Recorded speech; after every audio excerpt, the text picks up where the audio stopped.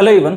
देखिए last classes के अंदर हम लोग ट्रांसक्रिप्शन के बारे में कम्प्लीट कर चुके हैं। ट्रांसक्रिप्शन में क्या होता है, जो डीएनए है उससे आरएनए का फॉर्मेशन होता है। उसके बाद हमने ये भी देखा कि जो यूकैरियोट्स होते हैं, यानी कि हम लोगों के अंदर जब आरएनए बनता है by the process of transcription, वो जो आरएनए है उसके अंदर कोडिंग एंड नॉन कोडिंग दोनों टाइप की जो सिक्वेंस है वो प्रेजेंट होती है।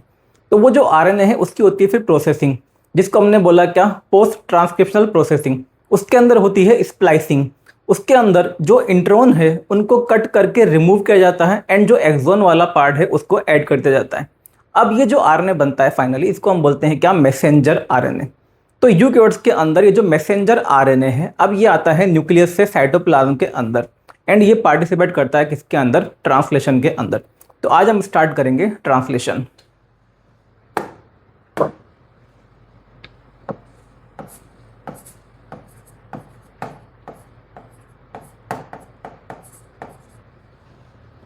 देखिए मान लीजिए प्रोकैरियोट की अगर हम बात करते हैं, प्रोकैरियोट के अंदर तो क्या होता है, प्रोकैरियोट के अंदर तो जब डीएनए का ट्रांसक्रिप्शन होगा तो ट्रांसक्रिप्शन से ही क्या बनता है, direct mRNA, messenger RNA. And वो जो मैसेंजर आरएनए है, मैसेंजर आरएनए के अंदर स्टार्ट हो जाता है क्या, ट्रांसलेशन। तो वहां तो डायरेक्ट जो आरएनए बनता है उसमें जो ट्रांसलेशन है वो स्टार्ट भी हो जाता है। लेकिन जो यूकैरियोट्स हैं, मीन्स हम लोगों के अंदर क्या होता है, जब आरएनए बनता है by the process of transcription, उसके अंदर coding as well as non coding दोनों टाइप की जो सिक्वेंस है वो प्रेजेंट होती है। तो पहले होती है उस आरएनए की प्रोसेसिंग। हम लोग के अंदर जो आरएनए बनता है आफ्टर ट्रांसक्रिप्शन उसको हम बोलते हैं एचएनआरएनए, हेटेरोजीनस न्यूक्लियर आरएनए, क्योंकि हमारे ज़्यादातर जो जीन है वो होते हैं कैसे, स्प्लिट जीन। उनके पास में कोडिंग एंड नॉन कोडिंग दोनों टाइप की सिक्वेंस प्रेजेंट होती है।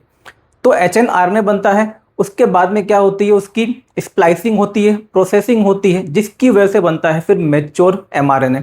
अब वो जो मैच्योर एमआरएनए है वो बनता कहाँ पे है, बनता है न्यूक्लियस के अंदर। हम लोग के अंदर ट्रांसक्रिप्शन एंड जो आरएनए की प्रोसेसिंग है मीन्स स्प्लाइसिंग, ये कहाँ पे होती है, न्यूक्लियस के अंदर। अब वो जो एमआरएनए है वो न्यूक्लियर पोर्ट से होता हुआ बाहर आता है साइटोप्लाज्म में, और साइटोप्लाज्म के अंदर स्टार्ट होता है क्या, ट्रांसलेशन। तो प्रोकैरियोट हो चाहे यूकैरियोट, दोनों के अंदर जो प्रोसेस है ट्रांसलेशन का वो कहाँ होता है, साइटोप्लाज्म के अंदर होता है। तो पहली बात तो आपको ये याद रखनी है कि जो इसकी साइट है वो क्या होती है, साइटोप्लाज्म। साइट होती है साइटोप्लाज्म। एंड ट्रांसलेशन में देखिए होता क्या है, जो आरएनए है, आरएनए से क्या बनेगा, प्रोटीन। देखिए इसको हम ट्रांसलेशन क्यों बोलते हैं, जब हमने बात करी पहले तो कि भाई डीएनए से आरएनए बना, या इवन हमने बात की डीएनए से डीएनए के फॉर्मेशन के बारे में कि डीएनए का रेप्लिकेशन हुआ। जब डीएनए से डीएनए बनता है मतलब रेप्लिकेशन, जब डीएनए से नया डीएनए बना, भाई डीएनए की लैंग्वेज क्या है, न्यूक्लियोटाइड की लैंग्वेज। तो न्यूक्लियोटाइड की जो लैंग्वेज थी, मतलब सेम जो लैंग्वेज है वो कॉपी हुई। जब हमने बात की ट्रांसक्रिप्शन के बारे में, उस समय क्या हुआ, डीएनए से बनता है आरएनए। अच्छा, डीएनए भी बना होता है न्यूक्लियोटाइड का, एंड जो आरएनए है वो भी किसका बना होता है, न्यूक्लियोटाइड का। सिंपल सी बात यह है, जो डीएनए या आरएनए है इनकी जो लैंग्वेज है वो किसकी है, न्यूक्लियोटाइड की लैंग्वेज। लेकिन जब आरएनए से प्रोटीन बन रहा है, अब देखिए जो आरएनए है, आरएनए में क्या प्रेजेंट है, न्यूक्लियोटाइड, लेकिन इससे क्या बनेगा, अब प्रोटीन बनेगा। एंड प्रोटीन की जो लैंग्वेज है वो किसकी है, अमीनो एसिड की language. Protein is polymer of amino acid, जबकि जो डीएनए या आरएनए होते हैं they are polymer of nucleotide. तो सिंपल सी बात ये है यहाँ पे कि जो न्यूक्लियोटाइड की लैंग्वेज है, न्यूक्लियोटाइड की लैंग्वेज को यहाँ पे ट्रांसलेट किया जा रहा है।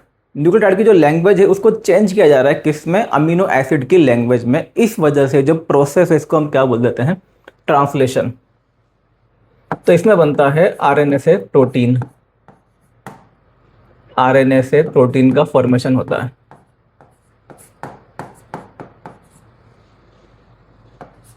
जो प्रोसेस है ये होता है साइटोप्लाज्म के अंदर, चाहे प्रोकैरियोट हो चाहे eukaryote, prokaryote as well as eukaryote, दोनों के अंदर जो ट्रांसलेशन का प्रोसेस है ये होता है कहाँ पे, साइटोप्लाज्म में। दोनों के अंदर जो प्रोसेस है कहाँ पे होता है, साइटोप्लाज्म में। एंड ये काफ़ी इंपॉर्टेंट प्रोसेस है, आप समझ सकते हो हमारे बॉडी के अंदर, चाहे हम लोग हो, चाहे बैक्टीरिया हो, चाहे प्लांट हो, कोई भी एनिमल हो, तो जो मेटाबॉलिक एक्टिविटी होती हैं, इतनी सारी जो रिएक्शन है, जो मेटाबॉलिज्म है हमारा, जो हमारा मेटाबॉलिज्म है वो डिपेंड करता है किसके ऊपर, एंजाइम्स के ऊपर। एंड जो मैक्सिमम एंजाइम है वो क्या होते हैं, प्रोटीन। भाई जो एंजाइम है वो कैटलिस्ट का काम करते हैं, जो रिएक्शन है उनको कैटेलाइज करते हैं। तो ज़्यादातर जो एंजाइम है वो प्रोटीन होते हैं, एंड प्रोटीन का जो सिंथेसिस है वो किस प्रोसेस से होता है? ट्रांसलेशन से। तो इस वजह से ट्रांसलेशन होना बहुत ज़रूरी है। अगर ट्रांसलेशन नहीं होगा तो प्रोटीन या एंजाइम का फॉर्मेशन नहीं हो पाएगा, एंड अगर प्रोटीन या एंजाइम का फॉर्मेशन नहीं होगा तो फिर तो जो रिएक्शन है वो कैटेलाइज नहीं हो पाएंगी, प्रोडक्ट नहीं बनेगा। तो जो असेंशियल चीज़ें हैं, जो भी काम होना है सेल के अंदर, वो परफॉर्म नहीं हो पाएगा। जो ट्रांसलेशन का प्रोसेस है, इसको समझने के लिए, इसको थोड़ा सा आसान करने के लिए हम इसको 3 पार्ट में डिवाइड कर सकते हैं। 3 पार्ट में इसको हम 1 बाय 1 प्रॉपर जो सीक्वेंस है उसमें हम इसको स्टडी करेंगे। अब देखिए इसमें होता क्या है, अगर हम सिंपल सा इसमें ये समझें कि ओवरऑल एक तरह से एक आप बोल सकते हो कि सुपरफिशियल लेवल पर देखें कि होता क्या है इसके अंदर। मान लेते हैं कि हमारे जो सेल है, या मान लेते हैं बैक्टीरिया की जो सेल है, उसको किसी प्रोटीन की रिक्वायरमेंट है, किसी एंजाइम की रिक्वायरमेंट है। ज़्यादातर केस में जो एंजाइम है वो क्या होते हैं? प्रोटीन होते हैं।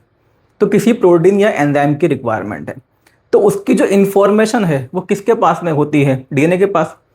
अगर हम अपनी ही बात करें तो हमारा जो जीनोम है उसमें करीब 30,000 जीन होते हैं। कितने जीन होते हैं? 30,000 जीन होते हैं हमारे जीनोम में।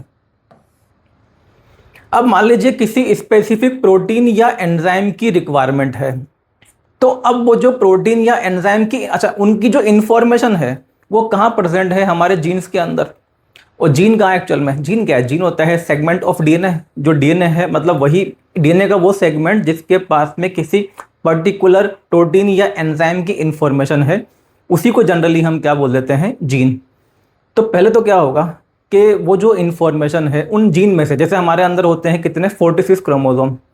तो जहाँ पे उस जीन की इन्फॉर्मेशन है उसका क्या होगा? ट्रांसक्रिप्शन होगा।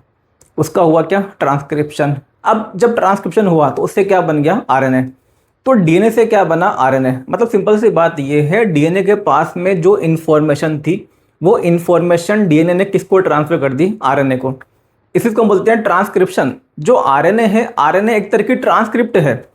जो डीएनए है, डीएनए या जो जीन है एक्चुअल में, उसकी जो ट्रांसक्रिप्ट है उसी को हमने क्या बोला है? आरएनए। तो सिंपल सी बात है, डीएनए पे जो भी इंफॉर्मेशन प्रेजेंट थी उस पर्टिकुलर जीन की, उसको उसने ट्रांसफर कर दिया किसके पास? आरएनए के पास। इसी को हम क्या बोल रहे हैं? Messenger RNA.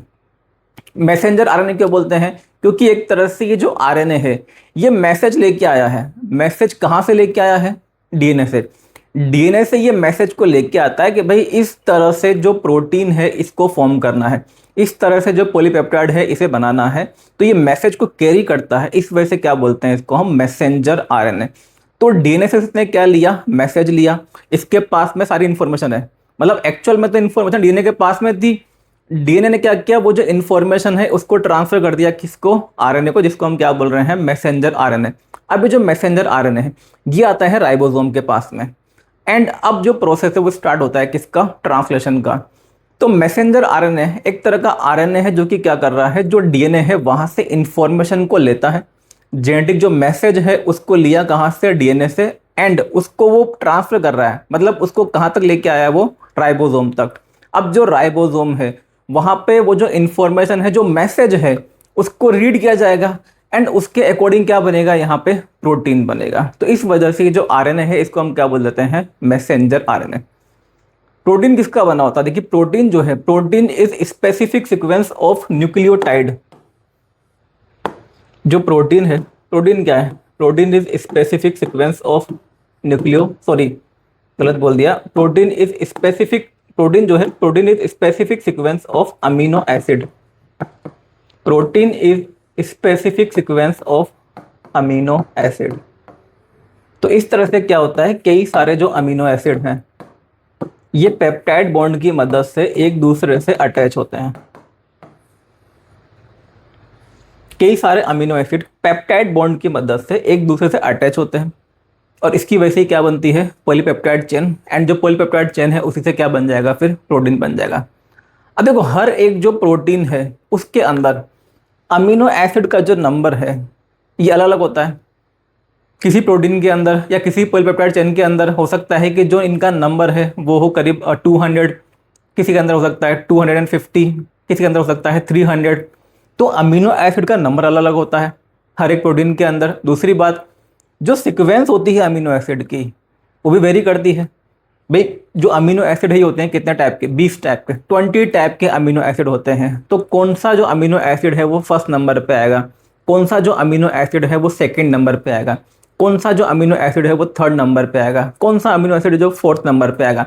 तो ये जो अमीनो एसिड की जो प्रॉपर सिक्वेंस है, जो स्पेसिफिक सिक्वेंस है, यही स्पेसिफिक सिक्वेंस जो प्रोटीन है उसको एक तरह की जो स्पेसिफिसिटी है वो प्रोवाइड करती है।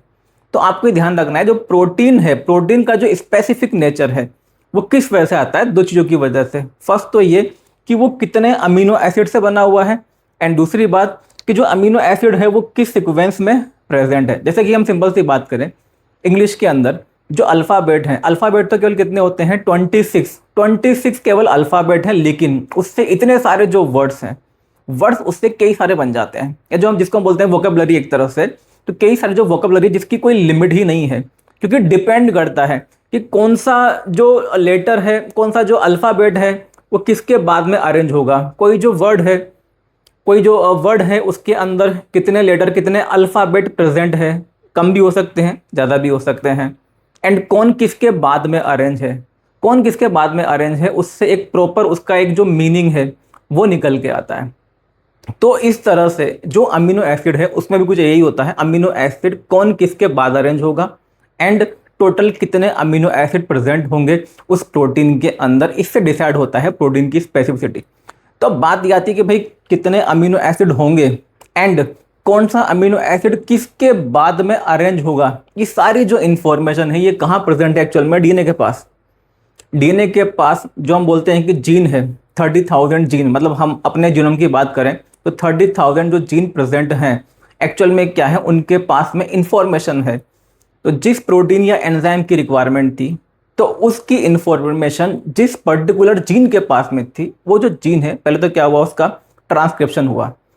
देखिए जो डीएनए है उसके पास में जो इंफॉर्मेशन है वो किस फॉर्म में प्रेजेंट है, न्यूक्लियोटाइड की फॉर्म में।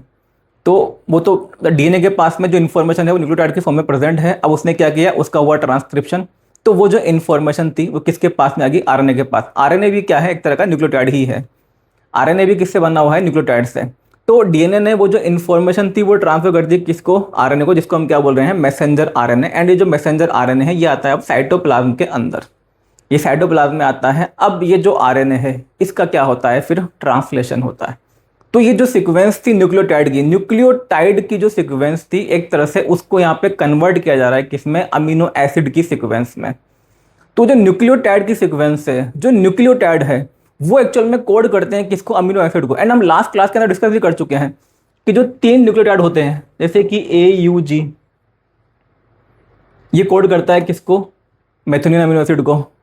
तो जो न्यूक्लियोटाइड है, 3 जो न्यूक्लियोटाइड है उनसे क्या बनता है, एक कोडोन बनता है। तो मान लेते हैं हम कि जो mRNA है, mRNA के पास में सीक्वेंस है किस तरह से, मान लेते हैं कि AUG GAG GUG, इस तरह से सीक्वेंस है क्या, mRNA पे। mRNA इस सीक्वेंस को कहाँ से लेके आया है, डीएनए से।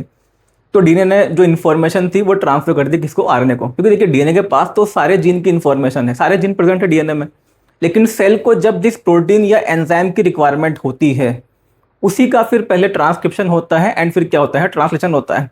तो जब किसी स्पेसिफिक प्रोटीन या एंजाइम की रिक्वायरमेंट है तो डीएनए ने क्या किया, जो आरएनए था उसको अपनी जो इन्फॉर्मेशन थी वो ट्रांसफर कर दी।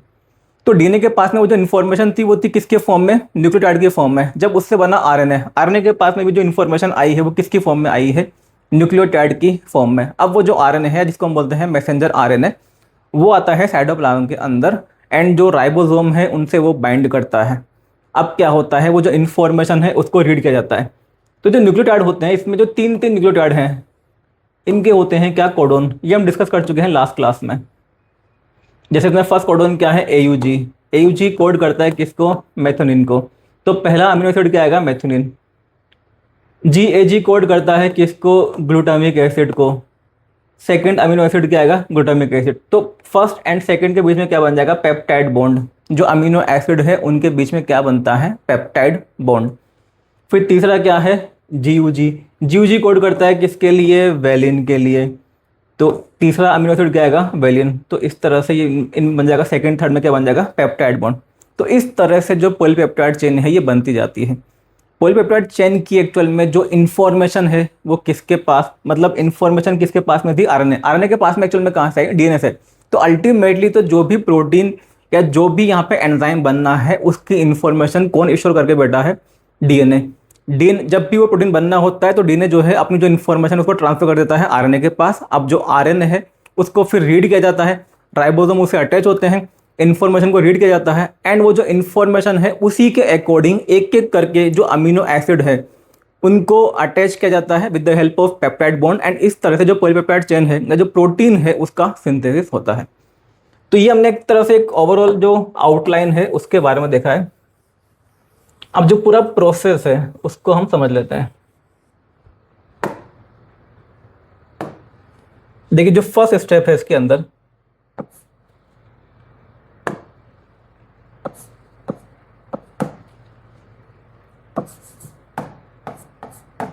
Activation of amino acids.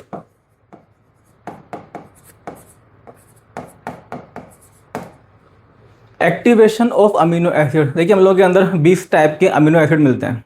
20 type के जो अमीनो एसिड है वो पार्टिसिपेट करते हैं किसके अंदर, ट्रांसलेशन के अंदर, क्योंकि क्या बनाना है, प्रोटीन। एंड जो प्रोटीन है उसका मोनोमर क्या है, इसका मोनोमर है क्या, अमीनो एसिड। जैसे हमने बात की थी डीएनए रेप्लिकेशन के बारे में। जब रेप्लिकेशन होता है डीएनए का, यानी कि जब डीएनए बनाना है तो उससे पहले क्या होता है एक्चुअल में, जब डीएनए का फॉर्मेशन करना है, डीएनए की यूनिट क्या है, न्यूक्लियोटाइड। तो न्यूक्लियोटाइड थे वो भी एक्टिवेट हुए थे। जब हमने बात की थी आरएनए के फॉर्मेशन के बारे में, मींस ट्रांसक्रिप्शन, आरएनए का मोनोमर क्या है, वो भी न्यूक्लियोटाइड है, उसको हम बोल देते हैं राइबो न्यूक्लियोटाइड। तो जब ट्रांसक्रिप्शन होने वाला होता है उससे पहले भी क्या स्टार्ट होता है, एक्टिवेशन ऑफ राइबो न्यूक्लियोटाइड। इसी तरह से यहाँ पे क्या बनने वाला है, प्रोटीन। एंड प्रोटीन की यूनिट क्या है, अमीनो एसिड। ये जो अमीनो एसिड है इनका भी क्या होता है, यहाँ पे एक्टिवेशन होता है। इनका एक्टिवेशन कैसे होगा, इनमें एक्चुअल में अटैच किया जाता है किसको, एटीपी को। एंड एटीपी को अटैच करने का जो काम है वो होता है किसका, एक एंजाइम का, जिसको हम बोलते हैं अमीनो एसाइल टीआरएनए सिंथेटेज। तो एक्टिवेशन ऑफ अमीनो एसिड यहाँ पे होता है। जो भी अमीनो एसिड हैं, जैसे देखिए यहाँ पे होगा क्या, अमीनो एसिड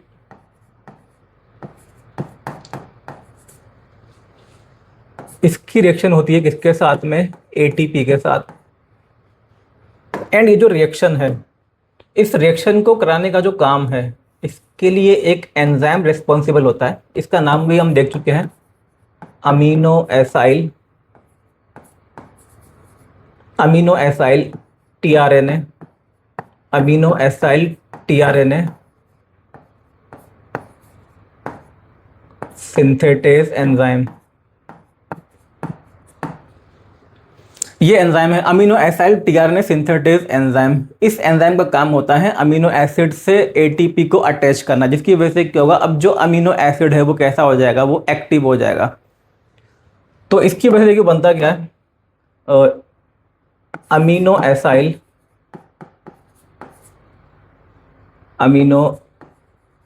एसाइल एएमपी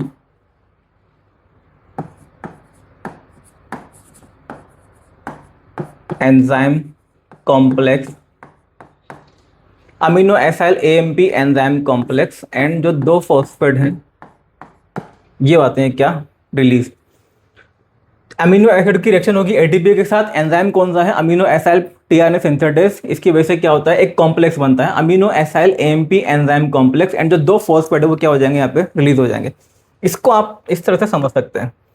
इसको थोड़ा सा सिंप्लीफाई करने के लिए देखिए हम इस तरह से मान लेते हैं कि ये रहा एंजाइम,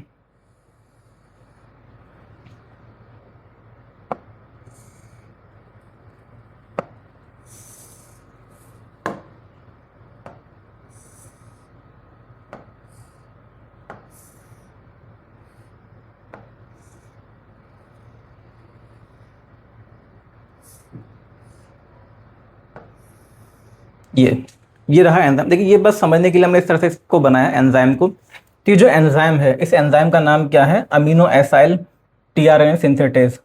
ये रहा अमीनो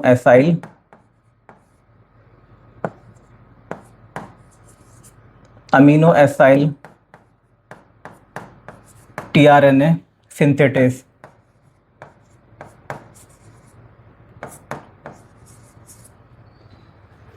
मान लेते हैं एक तो इसकी एक्टिव साइड ये है, यहाँ पे बाइंड हुआ कौन, amino acid, amino acid, amino acid bind हुआ यहाँ पे, एंड कौन बाइंड हुआ यहाँ पे, एटीपी। तो इस एंजाइम ने क्या किया, जो amino acyl tRNA synthetic enzyme है, इसने अमीनो एसिड की जो रिएक्शन है वो करा दी किसके साथ में, एटीपी के साथ, जिसकी वजह से अब ये जो अमीनो एसिड है ये क्या हो जाएगा, एक्टिव हो जाएगा। देखिए एटीपी मतलब क्या है, ट्राइफॉस्फेट, इसमें से जो दो फॉस्फेट हैं ये रिलीज हो जाएंगे, एक फॉस्फेट बचता है। एक्चुअल में क्या होता है, जो एक एएमपी है वो यहाँ पे बचेगा, एएमपी बचता है, एंड जो दो फॉस्फेट है वो क्या होते हैं यहाँ से रिलीज हो जाते हैं। मतलब यहाँ से आपको केवल क्या करना है, दो जो फॉस्फेट है वो रिलीज करने हैं। तो देखिए अब यहाँ पे होता क्या है,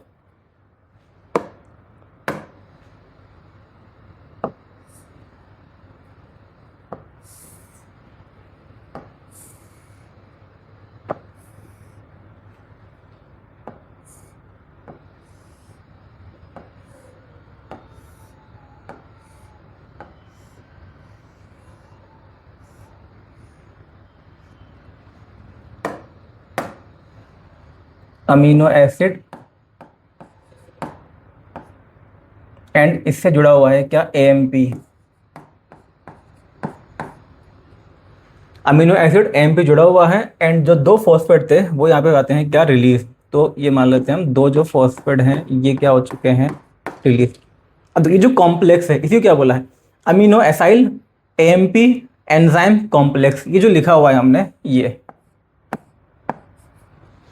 amino acyl AMP enzyme complex, ये जो है अमीनो एसाइल एएमपी और ये क्या रहा, एंजाइम, तो इनका क्या बन जाता है, कॉम्प्लेक्स बन जाता है। मतलब सिंपल सी बात ये है कि जो एंजाइम है amino acyl tRNA synthetase enzyme, वो रिएक्शन कराता है किसकी, अमीनो, पहले तो अमीनो एसिड उससे आगे अटैच होगा, एटीपी अटैच होगा, अमीनो एसिड की जो रिएक्शन है वो जाएगी किसके साथ में, एटीपी के साथ, दो जो फॉस्फेट है वो क्या जाएंगे, रिलीज, क्या बचेगा अब केवल वहाँ पे, एएमपी।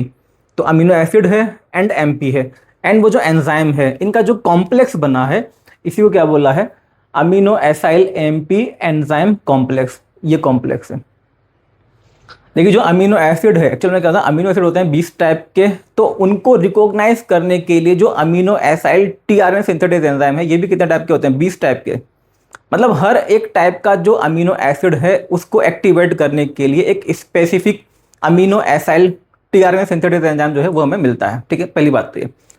अब ये तो हो गया क्या, जो अमीनो एसिड है ये एक्टिवेट हो चुका है, अब क्या होगा, देखिए जो राइबोसोम होता है, राइबोसोम तक, या बोल सकते हो जो प्रोटीन सिंथेसिस की साइड है वहां तक जो अमीनो एसिड है उसको ले आने का जो काम है वो किसका होता है, टीआरएनए का, ट्रांसफर आरएनए। लेकिन ऐसा नहीं है कि जो ट्रांसफर आरएनए है उससे हमेशा जो अमीनो एसिड है वो अटैच रहते हैं। अटैच कब होते हैं, जिस समय होता है प्रोटीन सिंथेसिस, जिस समय प्रोटीन सिंथेसिस नहीं हो रहा उस समय तो क्या रहेगा, जो टीआरएनए है एंड जो अमीनो एसिड है वो अलग रहते हैं।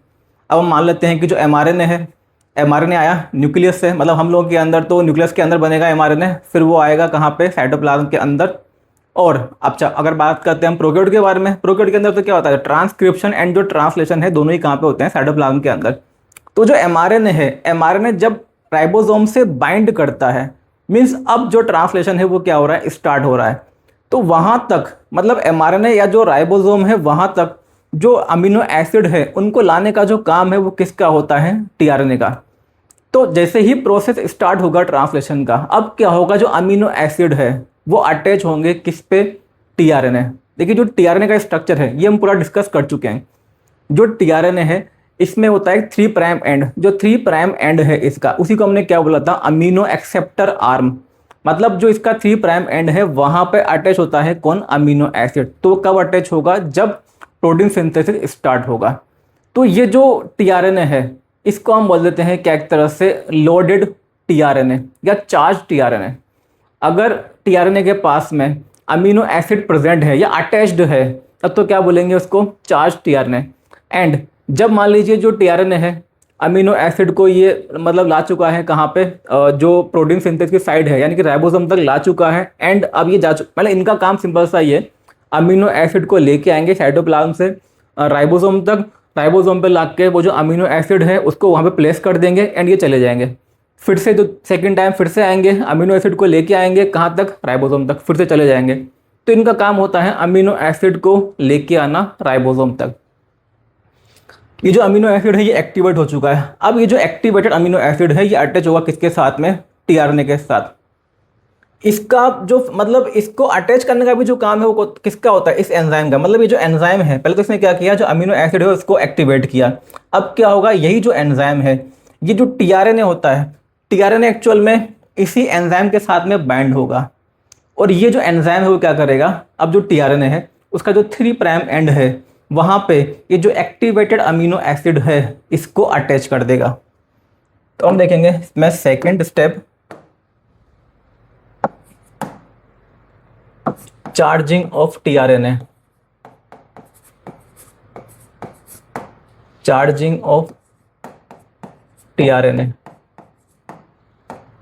या इसी को हम बोल देते हैं लोडिंग ऑफ टीआरएनए।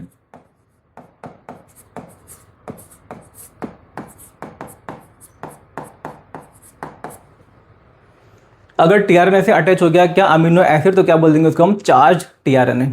एंड अगर मान लीजिए जो अमीनो एसिड है वो टीआरएनए के पास में नहीं है या उससे हट चुका है तो क्या बोल देंगे उसको हम, डिस्चार्ज टीआरएनए।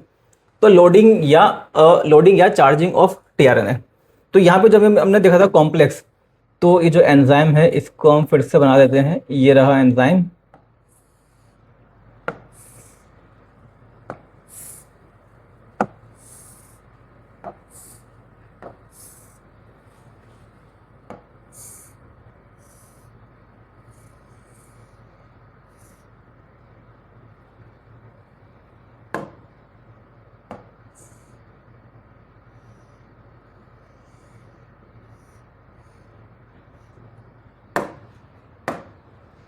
अमीनो एसिड, इससे क्या अटैच्ड है इस समय, एएमपी।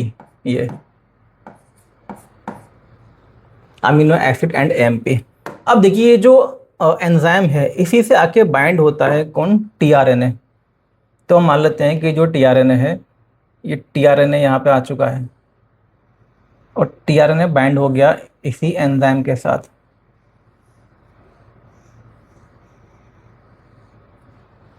और ये मान लेते हैं ये है इसका 3 प्राइम एंड। तब देखिए क्या होगा, ये जो एंजाइम है इस अमीनो एसिड को, ये जो अमीनो एसिड है, ये अमीनो एसिड, इस अमीनो एसिड को ये जो एंजाइम है ये अटैच कर देगा कहाँ पे, इसके 3 प्राइम एंड पे, यहाँ पे। तो यहाँ पे आके अटैच हो जाएगा कौन, अमीनो एसिड। एंड जो एएमपी है ये रिमूव हो जाएगा एंड जो एंजाइम है ये भी रिमूव हो जाएगा। तो बस इसका काम क्या है, टीआरएनए के 3 प्राइम एंड पे, जिसको हम क्या बोलते हैं, अमीनो एक्सेप्टर आर्म, टीआरएनए के जो 3 प्राइम एंड है इस पे आके क्या कर देगा, ये इसको जो अमीनो एसिड है इसको अटैच कर देगा। एएमपी अलग हो जाएगा एंड जो एंजाइम है ये भी अब अलग हो जाएगा।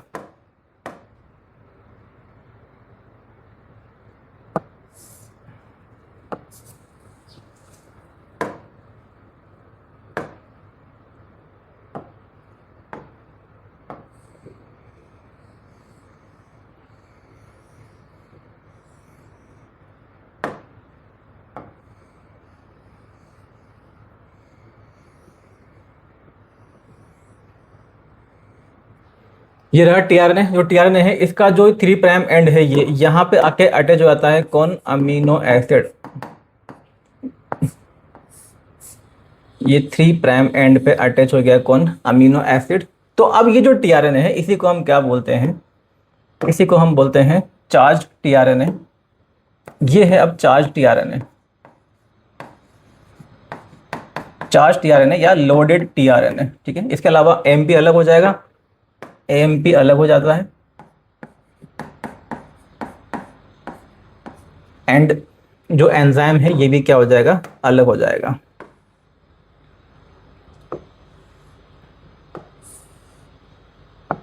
जो एंजाइम है ये भी क्या होता है, अलग।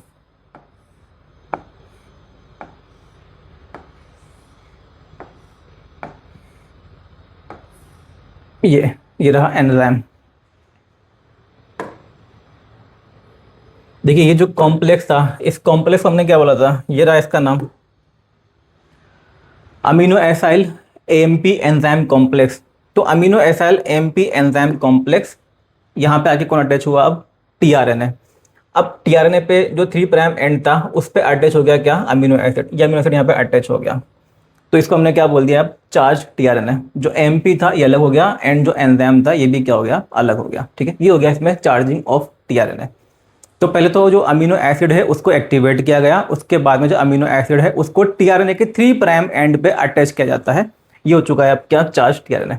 अब आता है इसमें तीसरा स्टेप, यानी कि जो मेन स्टेप है पॉलीपेप्टाइड चेन का सिंथेसिस, वो अब स्टार्ट होता है। इसी को एक्चुअल में बोलते हैं क्या, ट्रांसलेशन। जो ट्रांसलेशन का प्रोसेस है वो अब स्टार्ट होता है। ये जो चार्जिंग है ये चलती रहेगी पूरे प्रोसेस में। ऐसा नहीं कि सारे जो टीआरएनए है एक साथ मतलब सब चार्ज हो जाएंगे। अब जो प्रोसेस है वो स्टार्ट होगा। हाँ, ये बोल सकते हैं आप, ट्रांसलेशन शुरू होने से पहले जो चार्जिंग है वो स्टार्ट हो जाएगी। अब जब तक ट्रांसलेशन चलता रहेगा तब तक की जो चार्जिंग है टीआरएनए की ये भी चलती रहेगी। अब आता है इसमें मेन स्टेप जिसको हम बोलते हैं क्या, ट्रांसलेशन या सिंथेसिस ऑफ पॉलीपेप्टाइड चेन।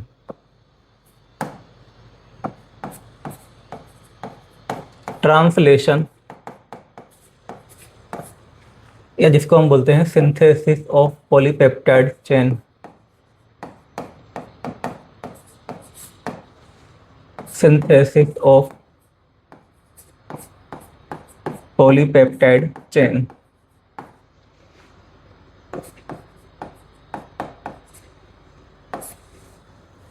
देखिए जो प्रोसेस है इसको मेनली 3 स्टेप में हम डिस्कस करेंगे। First initiation,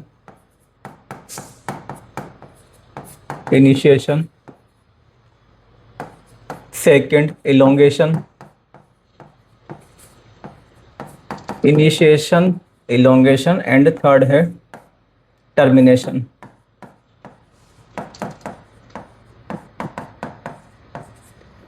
initiation, elongation and termination, तीनों जो प्रोसेस है उनके अंदर कुछ स्पेसिफिक जो प्रोटीन फैक्टर्स हैं ये इन्वॉल्व होते हैं, प्रोकैरियोट के अंदर भी एंड यूकैरियोट के अंदर भी। इनिशिएशन में जो प्रोटीन फैक्टर यूज होते हैं उनको हम बोलते हैं क्या, इनिशिएशन फैक्टर। जो इलोंगेशन में यूज होंगे उनको हम क्या बोलेंगे, इलोंगेशन फैक्टर। एंड जो यूज होते हैं किसमें, टर्मिनेशन में, उनको हम क्या बोलते हैं, टर्मिनेशन फैक्टर, या इनको बोलते हैं क्या, रिलीज फैक्टर। ठीक है, तो इनके बारे में बात करेंगे वन बाय वन। सबसे पहले हम स्टार्ट करते हैं इनिशिएशन। जो फर्स्ट स्टेप है यहाँ पे वो क्या है, इनिशिएशन।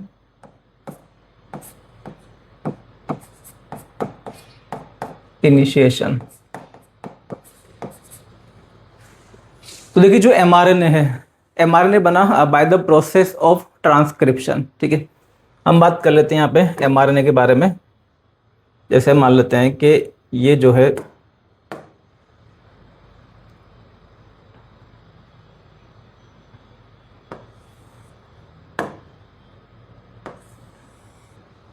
ये रहा एमआरएनए, ये तो है इसका 5 प्राइम एंड ये रहा इसका 3 प्राइम एंड। जो ट्रांसलेशन है वो कहाँ से स्टार्ट होता है, 5 प्राइम एंड से। मतलब जो राइबोसोम है, राइबोसोम इस एमआरएनए को 5 प्राइम टू 3 प्राइम रीड करते हुए चलेंगे, एंड जो भी यहाँ पे कोडन होंगे उसके अकॉर्डिंग जो अमीनो एसिड है उनको अटैच करते हुए चलेंगे। जो 5 प्राइम एंड है, देखिए हमने डिस्कस किया था कि फर्स्ट जो कोडन है वो क्या होता है, AUG, जिसको हम क्या बोलते हैं, स्टार्ट कोडन। ये है मान लेते हैं AUG।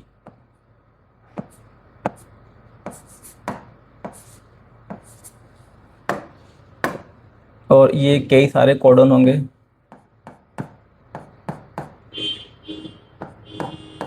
एंड ये कई सारे कोडन, और लास्ट में क्या होता है यहाँ पे, टर्मिनेशन कोडन।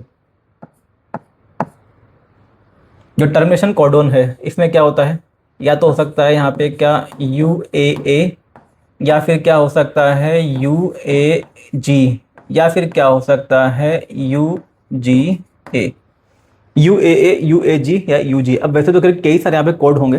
दूसरी बात ये, हमने खैर जो कोडन है उनको थोड़ा सा सेपरेटली इस तरह से बनाया समझने के लिए, अदरवाइज हम लास्ट क्लास के अंदर देख चुके हैं जो कोड्स होते हैं वो कंटिन्यूस मैनर में होते हैं। मतलब इस तरह से आपको ऐसा नहीं कि 3 के बाद में कुछ गैप मिलेगा। जो कोड है वो कैसे होते हैं, कंटिन्यूस मैनर में होते हैं। अब देखिए प्रोसेस जब स्टार्ट होता है तो सबसे पहले तो क्या होगा, जो राइबोसोम है, राइबोसोम से बाइंड होगा कौन, एमआरएनए। अब जैसे हम बात करें प्रोकैरियोट के बारे में, प्रोकैरियोट के अंदर जो राइबोसोम है वो कौन सा होता है, 70S। जो 70S राइबोसोम है इसमें होती है 2 सब यूनिट, स्मॉलर एंड लार्जर। जो स्मॉलर यूनिट है वो कौन सी होती है, 30S, एंड जो लार्जर है वो कौन सी होती है, 50S। तो पहले कौन सी यूनिट बाइंड होती है? पहले बाइंड होती है स्मॉलर यूनिट यानी कि 30s सब यूनिट। तो आपको ध्यान रखना है जब प्रोटीन सिंथेसिस होता है तो mRNA से सबसे पहले राइबोसोम की जो स्मॉलर यूनिट है वो बाइंड होगी। मतलब जैसे हम बात करें प्रोकैरियोट के केस में तो क्या जाएगा 30s, एंड यूकैरियोट के केस में कौन सी यूनिट 40s, क्योंकि यूकैरियोट्स में होता है 80s राइबोसोम, उसमें जो स्मॉलर है वो कौन सी होती है 40s, एंड लार्जर कौन सी होती है 60s। तो सिंपल सी बात ये है कि कोई भी टाइप का राइबोसोम हो उसमें जो स्मॉलर यूनिट है वो पहले बाइंड होगी। जैसे ही स्मॉलर यूनिट बाइंड होती है mRNA के साथ, अब हम मान लेते हैं कि जो ट्रांसलेशन है वो स्टार्ट हो चुका है। आपके एनसीईआरटी के अंदर लिखा हुआ है लाइन, तो ध्यान रखना है। जैसे ही जो mRNA है इससे बाइंड होती है राइबोसोम की स्मॉलर यूनिट, इसका मतलब क्या है कि जो ट्रांसलेशन है इट इज स्टार्टेड, जो ट्रांसलेशन है वो स्टार्ट हो चुका है। तो राइबोसोम जो है इसकी स्मॉलर यूनिट यहाँ पे बाइंड होती है। देखिए मान लेते हैं कि जैसे मान लेते हैं कि प्रोकैरियोट के बारे में बात करें तो प्रोकैरियोट के अंदर जो स्मॉलर यूनिट है राइबोसोम की उसको बना लेते हैं, मान लेते हैं ये है स्मॉलर यूनिट, ये है स्मॉलर यूनिट एग्जांपल के लिए। तो स्मॉलर यूनिट क्या होगी यहाँ पे 30s होगी, ये मान लेते हैं 30s यूनिट है प्रोकैरियोट के अंदर स्मॉलर सब यूनिट। अब देखिए पहली बात तो ये कि जो स्मॉलर यूनिट है इसको कैसे पता चलेगा कि ये 5 प्राइम एंड है। प्रोसेस स्टार्ट कहाँ से होगा 5 प्राइम एंड से ही होगा, मतलब ऐसे ही रीड करना है 5 प्राइम टू 3 प्राइम, लेकिन 5 प्राइम एंड कौन सा है इसको पता कैसे चलता है? देखिए होता क्या है, पहले तो हम यही मानते थे कि जो mRNA है उस पर क्या होगा, फर्स्ट जो मतलब न्यूक्लियोटाइड है एक तरह से शुरू में क्या मिलेगा स्टार्ट कोडोन मिलेगा, एंड लास्ट में क्या मिलेगा टर्मिनेशन कोडोन। लेकिन जो mRNA है इसकी जो लेंथ है थोड़ी ज़्यादा होती है। कहने का मतलब ये है जो स्टार्ट कोडोन होता है इनिशिएशन कोडोन, इससे पहले भी कुछ सीक्वेंस जो है mRNA के अंदर प्रेजेंट होती है। स्टार्ट कोडोन से पहले भी सीक्वेंस होंगी, एंड जो टर्मिनेशन कोडोन है इसके बाद भी कुछ सीक्वेंस होती हैं। हाँ वो अलग बात है कि वो जो सीक्वेंस है उनका ट्रांसलेशन नहीं होता है। ट्रांसलेशन तो कहाँ से स्टार्ट होगा स्टार्ट कोडोन से, लेकिन आपको ध्यान रखना है कि जो mRNA है उस पर स्टार्ट कोडोन से पहले एंड जो टर्मिनेशन कोडोन है इसके बाद में कुछ सीक्वेंसेस प्रेजेंट होती है, उनका ट्रांसलेशन नहीं होता है। ठीक है, तो ये जो mRNA है इसमें 5 प्राइम जो एंड है, मतलब जो स्टार्ट कोडोन है उससे पहले कुछ स्पेसिफिक सीक्वेंस मिलती है, और वो जो सीक्वेंस है एक्चुअल में वो जो सीक्वेंस है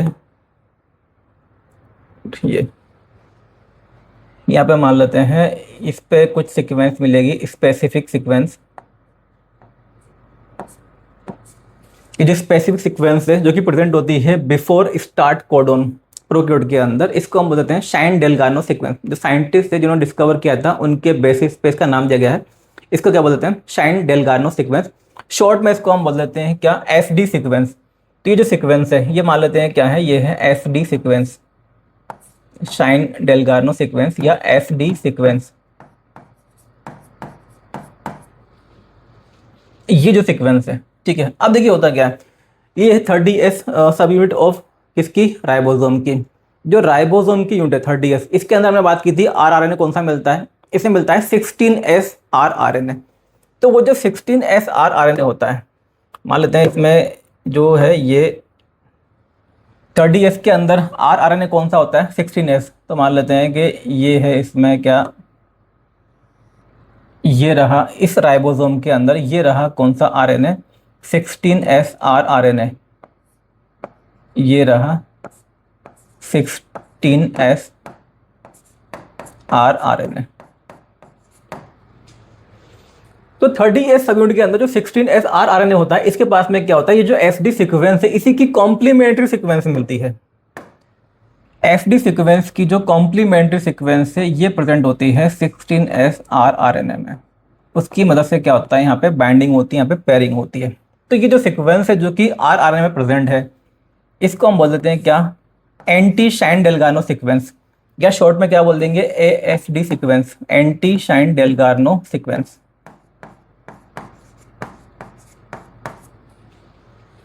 तो ये बात होगी किसके बारे में, प्रोकैरियोट के बारे में। प्रोकैरियोट के अंदर जो स्टार्ट कोडोन है उससे पहले एक स्पेसिफिक सीक्वेंस मिलती है which is known as SD sequence. अच्छा, प्रोकैरियोट में जो राइबोसोम की जो स्मॉलर यूनिट है, क्योंकि पहले बाइंड करती है राइबोसोम की स्मॉलर यूनिट, इसके पास में जो 16S rRNA होता है इसके पास में एक कॉम्प्लीमेंट्री सीक्वेंस होती है किसकी SD सीक्वेंस की, which is known as anti Shine Dalgarno sequence या ASD सीक्वेंस। तो ये हो गई यहाँ पे बाइंडिंग, ठीक है। अगर हम बात करें यूकैरियोट के अंदर, यानी कि हम लोगों के अंदर, हम लोगों ने बात की थी कि हमारे अंदर क्या होता है, पहले बनाता क्या HNRNA आफ्टर ट्रांसक्रिप्शन, उसके बाद में क्या होता, कैपिंग टेलिंग हुई थी, 7 मिथाइल ग्वानोसिन, मतलब जो 5 प्राइम एंड होता है, 5 प्राइम एंड पे जो मिथाइल ग्वानोसिन ट्राइफॉस्फेट है वो ऐड हुआ था, उसको हमने बोला था क्या, कैपिंग। एंड जो 3 प्राइम एंड है वहाँ पे क्या हुई थी, टेलिंग। तो जो 5 प्राइम एंड पे जो कैपिंग हुई थी, उस कैपिंग को जो राइबोसोम है वो रिकॉग्नाइज कर लेते हैं। तो इस तरह से जो यूकैरियोट है, तो मतलब सिंपल सी बात है, यूकैरियोट के अंदर जो कैपिंग है उससे पता चल जाएगा कि हाँ भाई ये 5 प्राइम वाला एंड है। एंड उसकी जो कॉम्प्लीमेंट्री सीक्वेंस है वो होती है हमारा जो 40S राइबोसोम है। अब 40S जो राइबोसोम है उसके पास में जो RRNA है वो कौन सा होता है, 18S RRNA। जो 40S जो सब यूनिट है राइबोसोम की, ठीक है ना, उसके पास में जो 18S RRNA होता है वो रिकॉग्नाइज कर लेता है किसको, जो कैपिंग है, 5 प्राइम एंड पे जो कैपिंग हुई थी उसको रिकॉग्नाइज करता है एंड उसको रिकॉग्नाइज करके वो बाइंड कर जाता है। एंड प्रोकैरियोट के अंदर हमने देख लिया कि ये इस तरह से यहाँ पे बाइंडिंग होती है, ठीक है। तो ये तो बात होगी इनिशियल बाइंडिंग की। अब क्या होगा, अब यहाँ पे कौन आएगा, टीआरएनए आएगा पहले फर्स्ट अमीनो एसिड को लेके, या फिर राइबोसोम की लार्जर यूनिट। देखिए होता है क्या, पहले यहाँ पे आता है कौन, टीआरएनए, आपको ध्यान रखना है। राइबोसोम की जो स्मॉलर यूनिट है ये बाइंड हो चुकी है, अब यहाँ पे किसकी एंट्री होती है, जो टीआरएनए है। टीआरएनए आएगा फर्स्ट अमीनो एसिड को लेके। जो एमआरएनए है इसमें मैक्सिमम केस में क्या होता है, जो फर्स्ट कोडोन है वो क्या होता है, AUG। तो एंड AUG जो है वो किसको कोड करता है, मेथोनिन को। तो पहला वाला जो टीआरएनए आएगा वो किसको लेके आएगा, मेथोनिन को लेके आएगा, ठीक है ना। तो पहले आता है एक्चुअल में टीआरएनए फर्स्ट अमीनो एसिड को लेके, जो कि मेनली क्या होता है, मेथोनिन। उसके बाद में जब वो टीआरएनए आ जाता है तब जो राइबोसोम की लार्जर यूनिट है वो अटैच होती है एंड जो पूरा कॉम्प्लेक्स है, पूरा जो राइबोसोम का कॉम्प्लेक्स है वो यहाँ पे तैयार होता है। अब देखिए इसके बाद में जो नेक्स्ट स्टेप है, इसके बाद में क्या होगा, अब आएगा कौन, टीआरएनए।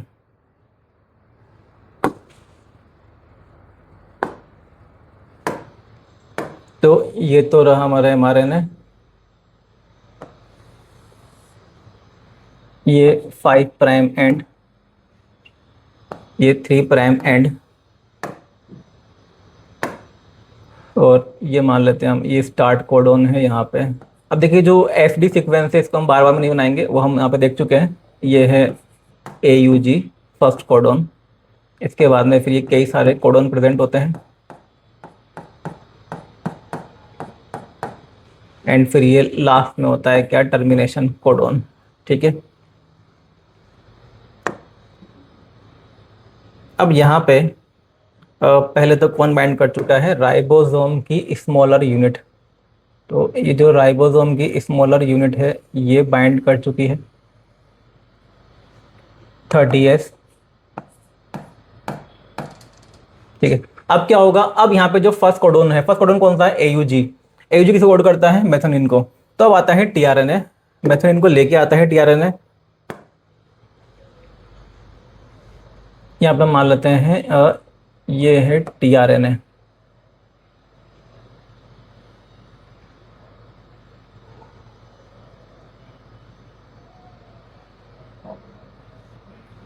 ये है टीआरएनए। टीआरएनए के पास में क्या होते हैं, एंटी कोडोन। ये एंटी कोडोन की मदद से जो कोडोन है इनको रिकॉग्नाइज करता है। इसके पास में होगा अमीनो एसिड नंबर फर्स्ट, तो ये इसके पास में है अमीनो एसिड नंबर फर्स्ट, जो कि जनरली क्या होता है, मेथोनिन।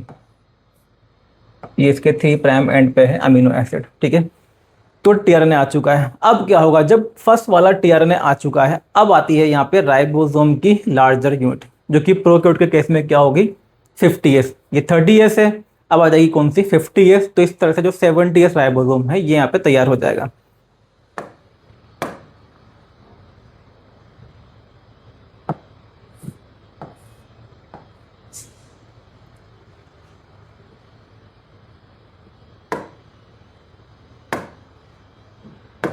ये यहाँ पे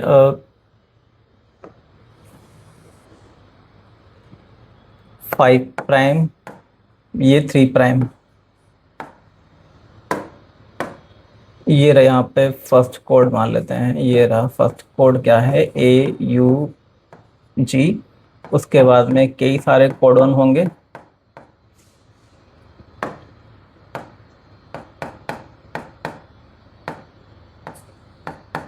समझने के लिए हम दूर दूर बना रहे हैं, अदरवाइज ये कंटिन्यूस मेथड में मिलते हैं, ठीक है।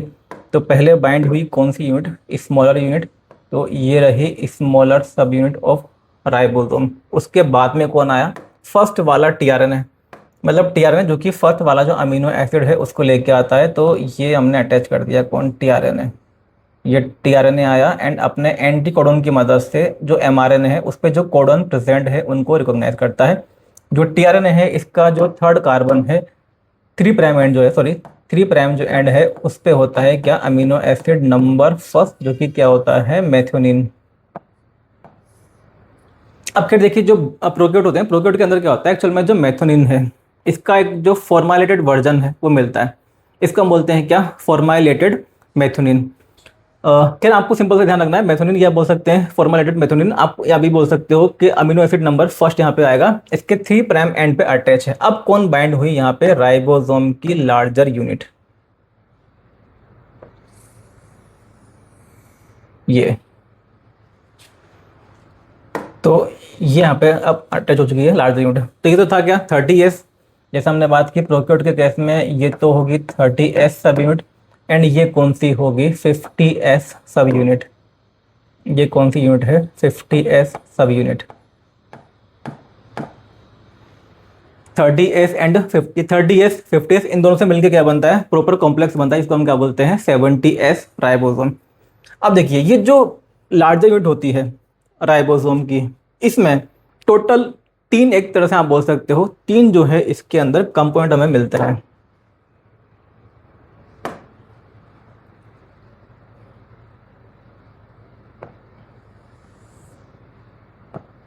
इसके आप बोल सकते हो एक तरह से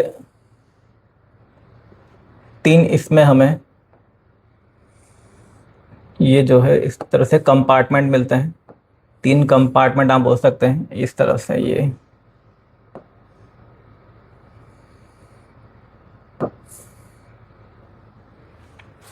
ये है राइबोसोम की लार्जर यूनिट। इसमें कितने होते हैं, 3 कंपार्टमेंट होते हैं। एक तो होता है EPA, इनको हम क्या बोल देते हैं, EPA। तो 3 कंपार्टमेंट होते हैं राइबोसोम की लार्जर यूनिट में। एनसीईआरटी के अंदर खेल दिया हुआ है 2 कंपार्टमेंट, क्योंकि कई लोग मतलब कई आप बोल सकते हैं जो ऑथर हैं वो जो वाली साइड है इसको कंसिडर नहीं करते हैं। तो वहाँ नीट एग्जाम के अंदर पूछा जाए तो आपको 2 ही बताना है, लेकिन प्रॉपर इसको समझने के लिए, और कई सारी बुक्स के अंदर दिया भी है, 3 साइड होती हैं इसमें, EP एंड A। जो E साइड है इसको तो हम बोलते हैं क्या, एग्जिट साइट। E क्या है, exit, E for exit, exit side, exit site. जो P है, P is peptidyl site, peptidyl site. And जो A है, A is amino acyl site, amino acyl site. E for exit site, P for peptidyl site and A for amino acyl site. देखिए होता क्या है यहाँ पे, जो E है, E फॉर एग्जिट साइट मतलब ये है। लेकिन जो टीआरएनए आया किसको लेके, अमीनो एसिड को। टीआरएनए अब क्या करेगा, टीआरएनए का काम बस यही होता है, अमीनो एसिड को लेके आना, अमीनो एसिड को यहाँ पे प्लेस करेगा। अब जो टीआरएनए है वो ई साइड से होता हुआ वापस चला जाएगा, मतलब बाहर निकल जाएगा।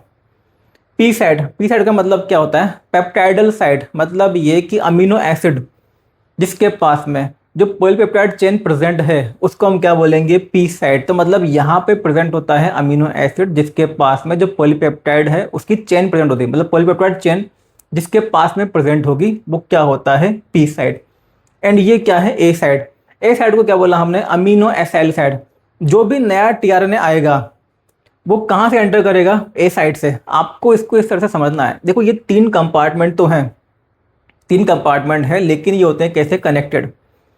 आप ऐसे समझो कि 3 रूम है, जैसे कि एक फर्स्ट रूम ये है, ये सेकंड है, ये थर्ड है। लेकिन आप ऐसा समझो कि तीनों के बीच में जो वॉल है उसको हम हटा दें, तो 3 कंपार्टमेंट तो है लेकिन बीच में कोई वॉल नहीं है, मतलब प्रॉपर यहाँ पे कंपार्टमेंटलाइजेशन एक तरह से नहीं है। तो 3 एक तरह से इसके सेगमेंट है, एक कंपार्टमेंट है, लेकिन ऐसा नहीं कि मतलब अलग अलग है, बीच में कोई वॉल हो बनाया इस तरह से। अदरवाइज आप बोल सकते हो ये बीच में कोई वॉल नहीं है, तो इजीली यहाँ से कोई चीज़ इधर भी जा सकती है, यहाँ से कोई चीज़ इधर भी आ सकती है। तो बस आपको ये याद रखना है कि अब जब भी कोई नया टीआरएनए आएगा तो उसकी डायरेक्शन फिक्स है, जब भी नया टीआरएनए आएगा तो वो कहाँ से एंटर करेगा, ए साइड से, ए साइड से एंटर करेगा एंड निकलेगा कहाँ से, ई साइड से, ई फॉर एग्जिट। यहाँ से एंटर करता है एंड यहाँ से एग्जिट करता है। ए साइड से तो एंटर करेगा टीआरएनए एंड निकलेगा कब, जब अपना जो अमीनो एसिड उसको यहाँ पे प्लेस कर देगा, ई साइड से वो बाहर निकल जाएगा। अब बात ये भी आती है कि भाई ठीक है, जब नया वाला जो टीआरएनए है वो एंटर करता है कहाँ से, ए वाली साइड से, तो सिंपल सी बात ये कि जो पहला वाला टीआरएनए है वो फिर पी साइड पे कैसे प्रेजेंट है, ये तो कहाँ होना चाहिए था, ए साइड पे। देखिए जो कॉम्प्लेक्स है वो तो अब बना है, पहली बात तो ये एक्चुअल में ये जो पी साइड है, जो टीआरएनए फर्स्ट वाला जो टीआरएनए है वो तो पहले ही अटैच हो गया था राइबोसोम की लार्जर यूनिट के अटैच होने से पहले ही कौन आ गया था, फर्स्ट वाला टीआरएनए। उसके बाद में क्या हुआ, जो लार्जर यूनिट है वो अटैच हुई। जब लार्जर वाली यूनिट अटैच होती है तो वो इस तरह से अटैच होती है कि उसकी वजह से होता क्या है कि एक्चुअल में जो फर्स्ट वाला जो कोडोन है इस पे जो टीआरएनए अटैच है वो ऑटोमेटिकली उसकी जो पोजीशन है वो कहाँ पे होती है, पी साइड पे। तो जब कॉम्प्लेक्स बना एक्चुअल में, जब राइबोसोम की लार्जर यूनिट अटैच हुई तो जो फर्स्ट वाला टीआरएनए था वो कौन सी साइड पे आया, पी साइड पे। मतलब बोल सकते हो जो कोडोन वाली जो साइड है, जो फर्स्ट कोडोन वाली साइड है, स्टार्ट कोडोन वाली जो साइड है वो कौन सी साइड है, पी साइड है। तो जब ये अटैच हुआ था तो ये ऑटोमेटिकली पी साइड पे ही था। अब हम आगे की बात करें, अब ये कॉम्प्लेक्स बन चुका है। अब देखिए रास्ता, बस आने का रास्ता ए से है, जो भी नया टीआरएनए आएगा वो कहाँ से आएगा, ए से आएगा एंड निकलेगा कहाँ से, ई से। ऐसे एंटर करेगा अमीनो एसिड को लेके एंड ई से उसको, मतलब यहाँ पे अमीनो एसिड को प्लेस कर देगा एंड यहाँ से ई से वो एग्जिट कर जाएगा। अब जो डायरेक्शन है वो ये रहेगी, ए से एंटर करेगा, ई से निकलेगा, ठीक है। तो ये तो बन चुका है क्या, कॉम्प्लेक्स। जो फर्स्ट वाला कोड था ये कोड हो चुका है, फर्स्ट वाला जो कोड था उसके अकॉर्डिंग क्या आ चुका है, फर्स्ट अमीनो एसिड। अब जो नया वाला टीआरएनए है वो कहाँ से आएगा, ए वाली साइड से। अब हम बना लेते हैं नेक्स्ट वाले टीआरएनए के बारे में।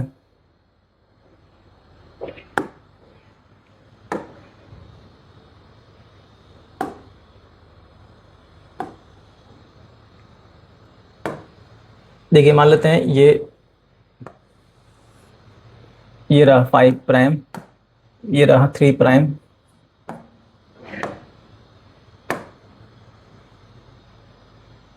ये रहा फर्स्ट कोडोन ए यू जी, ये है मान लेते हैं second codon, third, fourth, fifth, six and ये मान लेते हैं लास्ट है। वैसे तो खैर बहुत सारे कोडोन होते हैं, ठीक है ना, ये मान लेते हैं यहाँ पे लास्ट है। यहाँ पे पहले तो बाइंड हुई राइबोसोम की स्मॉलर यूनिट, ये रही स्मॉलर यूनिट, ठीक है। उसके बाद में फिर कौन आया था, फिर आया था टीआरएनए आया था फर्स्ट अमीनो एसिड को लेके। तो ये रहा टीआरएनए, ये लेके आया था किसको, फर्स्ट अमीनो एसिड को, जो कि क्या होता है, मेथोनिन। तो ये लेके आया था फर्स्ट अमीनो एसिड को। तो इसका ये मान लेते हैं 3 प्राइम एंड है, जो 3 प्राइम एंड है इस पर क्या प्रेजेंट है, अमीनो एसिड नंबर फर्स्ट, जो कि क्या होता है, मेथ्योनिन, ठीक है। इसके बाद में कौन बाइंड हुई, राइबोसोम की लार्जर यूनिट। तो ये हमने अटैच कर दी क्या, लार्जर यूनिट। जो लार्जर यूनिट है इसके पास में कितने सेगमेंट होते हैं, कितने कंपार्टमेंट होते हैं, टोटल होते हैं कितने, 3, EPA। तो ये मान लेते हैं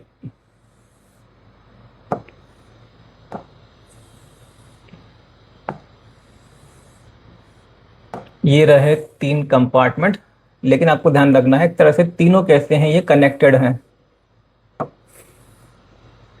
मतलब ये टीआरएनए यहाँ से यहाँ भी आ सकते हैं, यहाँ से यहाँ निकल सकते हैं, तीनों एक तरह से कनेक्टेड है, बस 3 एक तरह से कंपार्टमेंट है। EPA, ये रहा E, ये रहा P, ये रहा A। तो फर्स्ट वाला जो है वो कहाँ पर है, P वाली साइड पे। अब आपको पता है कि नया वाला जो भी आएगा वो कहाँ से आएगा, A साइड से आएगा। तो जो ये रहा सेकंड वाला कोडोन, ये फर्स्ट था AUG। अब जो भी यहाँ पे सेकंड कोडोन होगा उसके अकॉर्डिंग कौन आएगा, नेक्स्ट वाला टीआरएनए आएगा। तो ये मान लेते हैं ये आ गया नेक्स्ट टीआरएनए, ये सेकंड वाला टीआरएनए आया अमीनो एसिड को लेके। ये जो टीआरएनए है उसने अपना जो एंटी कोडोन है उसकी मदद से इसको रिकॉग्नाइज किया, किसको, एमआरएनए के कोडोन को। एंड जो भी यहाँ पे कोडोन होगा एमआरएनए पे, जो सेकंड कोडोन है, जैसे मान लेते हैं कि सेकंड कोडोन ये है यहाँ पे क्या, GAG। तो GAG कोड करता है किसको, ग्लूटामिक एसिड को। तो सेकंड वाला जो टीआरएनए आया है ये किसको लेके आएगा, ग्लूटामिक एसिड को, या सिंपली हम बोल देते हैं इसको क्या, अमीनो एसिड नंबर सेकंड। ये रहा अमीनो एसिड नंबर सेकंड, ये अमीनो एसिड नंबर सेकंड, ठीक है। ये तो इस तरह से जो प्रोसेस है ये आता है क्या, स्टार्ट, ठीक है। इसी को हम बोल देते हैं क्या, इनिशिएशन। जो प्रोसेस है इसको हमने 3 पार्ट में डिवाइड किया था, देखो 3, इनिशिएशन, इलोंगेशन, टर्मिनेशन। तो ये अब क्या हो चुका है, इनिशिएशन तो यहाँ पे हो चुका है। अब आता है इसमें क्या, नेक्स्ट स्टेप। ये हो चुका है यहाँ पे इनिशिएशन। अब हम बात करेंगे सेकेंड स्टेप के बारे में, जो कि क्या होता है, इलोंगेशन।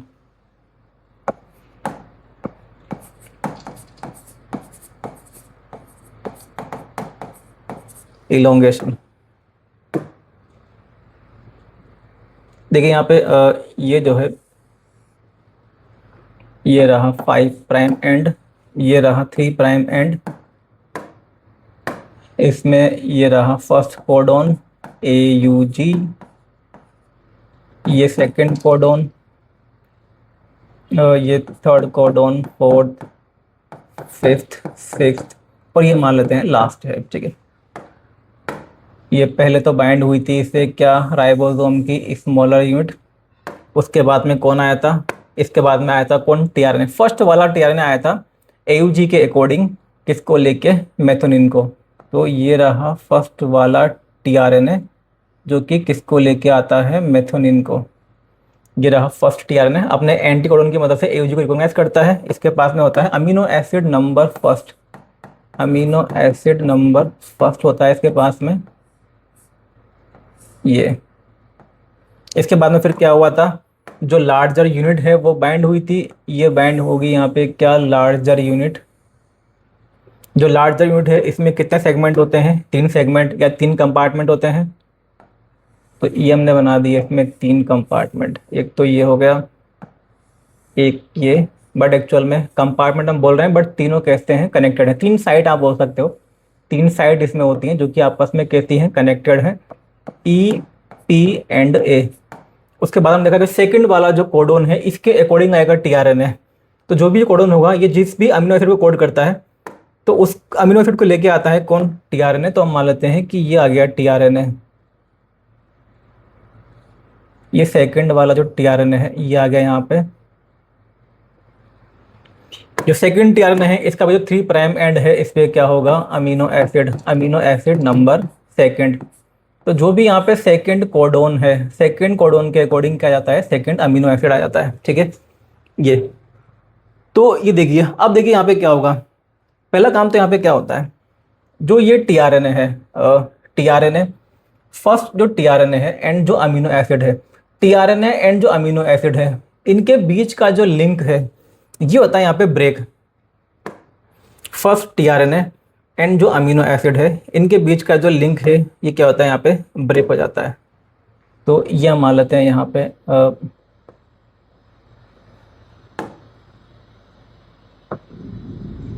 ये लिंक ब्रेक हो गया, किसका, फर्स्ट वाला टीआरएनए एंड जो फर्स्ट वाला अमीनो एसिड था इनके बीच का जो लिंक था वो क्या हो गया, ब्रेक हो गया। पहला काम तो यहाँ पे ये होता है। अब जो फर्स्ट वाला अमीनो एसिड है एंड जो सेकंड वाला अमीनो एसिड है, फर्स्ट वाले अमीनो एसिड का तो carboxylic group COOH group and जो सेकंड वाला अमीनो एसिड है उसका अमीन ग्रुप NH2 ग्रुप। फर्स्ट वाले अमीनो एसिड का कार्बोक्सिलिक ग्रुप एंड जो सेकंड वाला अमीनो एसिड है इसका अमीन ग्रुप। इनके बीच में क्या बन जाएगा, यहाँ पे पेप्टाइड बॉन्ड। सिंपल से बात आप बोल सकते हो, फर्स्ट अमीनो एसिड एंड जो सेकंड अमीनो एसिड है उनके बीच में क्या बन जाता है, यहाँ पे पेप्टाइड बॉन्ड। पहले तो ये लिंक ब्रेक हुआ, अब फर्स्ट और जो सेकंड अमीनो एसिड है उनके बीच में क्या बन जाएगा, यहाँ पे पेप्टाइड बॉन्ड बन जाएगा। इनके बीच में क्या बन जाएगा, पेप्टाइड बॉन्ड। तो ये बन गया इनके बीच में पेप्टाइड बॉन्ड।